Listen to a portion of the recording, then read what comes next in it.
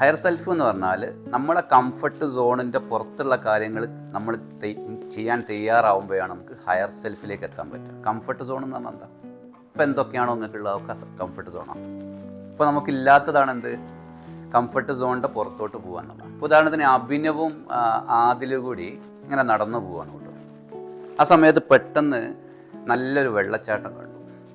രണ്ടുപേരും എന്ത് ചെയ്തു? വെള്ളച്ചാട്ടം കണ്ട സമയത്ത് ഇങ്ങനെ മനസ്സിലിങ്ങനെ ലഡു പൊട്ടി എന്ന് പറഞ്ഞപ്പോൾ മനസ്സിലിങ്ങനെ ആഗ്രഹിച്ചു, അതിൽ കുളിച്ചാൽ എങ്ങനെ ഉണ്ടാവും. അങ്ങനെ ആ വെള്ളച്ചാട്ടത്തിൻ്റെ അടുത്തെത്തിയ സമയത്ത് ആദിൽ പെട്ടെന്ന് എടുത്തു ചാടി. അഭിനവ് അവിടെ നോക്കിയിരുന്നു. ഇവിടെ രണ്ടുപേരും എന്ത് ചെയ്തിട്ടുണ്ട്? വെള്ളം കണ്ടപ്പം ചിന്തിച്ചിട്ടുണ്ട് അല്ലേ? വെള്ളത്തിലേക്ക് പോയാൽ കുഴപ്പമില്ല എന്നുള്ള രണ്ടുപേരും ചിന്തിച്ചു. ഇതിൽ രണ്ടുപേരെ ഉള്ളിലുണ്ടായ ഫീല് ഡിഫറെൻ്റ് ആയിരിക്കും. അതായത് ഒരാൾക്ക് ചാടണം എന്ന് അപ്പം തന്നെ തോന്നിയിട്ടുണ്ടാവും, ഒരാൾക്ക് വെള്ളം അവിടെ അടുത്തേക്ക് പോവാം കാലൊക്കെ ഒന്നുള്ളിൽ ഇട്ടാൽ മതി എന്ന് തോന്നിയിട്ടുണ്ടാവാം. ഇവിടെ ആക്ട് ചെയ്ത ആരാ? ആദിൽ ആക്ട് ചെയ്തു. അപ്പോൾ അയാൾക്ക് എന്ത് ചെയ്തു? അവിടെ അയാളുടെ ഏറ്റവും പീക്ക് ലെവലിലേക്ക് എന്ത് ചെയ്യാൻ പറ്റി? ആൾക്ക് എത്തിക്കാൻ പറ്റി. ഇതാണ് ഹയർ സെൽഫ് എന്ന് പറഞ്ഞാൽ. ഇപ്പോൾ പല കാര്യങ്ങളും നമ്മളെ മൈൻഡിലേക്ക് വരുന്നുണ്ടാവാം. മൈൻഡിൽ വരുന്ന കാര്യം നമ്മൾ ഡ്രീമൊക്കെ കാണുന്നുണ്ടാവാം. എപ്പോഴാണോ നമ്മൾ അത് ആക്ട് ചെയ്യുന്നത് ആ സമയത്താണ് നമ്മൾ ഇവിടെ എത്തുക? ഹയർ സെൽഫിലെത്തുക. സിംപ്ലി മനസ്സിലായില്ലേ? അതായത് നമ്മൾ എന്ത് ചെയ്യുക? നമ്മൾ തിങ്ക് ചെയ്യുന്നതിനെയും ഫീൽ ചെയ്യുന്നതിനെയും കൂടി ആക്ടിലേക്ക് കൊണ്ടുപോകാം.